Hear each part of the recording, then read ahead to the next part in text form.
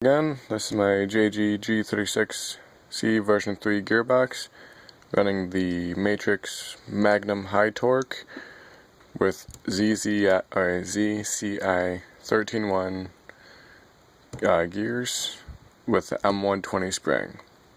I've not gotten an average FPS out of this yet, but I'll do that later.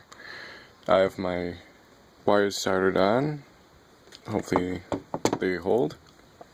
Then I'm using the Nanotech 7.4 1.8 20 to 40 the discharge. This will be a sound test for my shimming and whatnot. I'm noticing some slight overspin already, but I will take care of that later.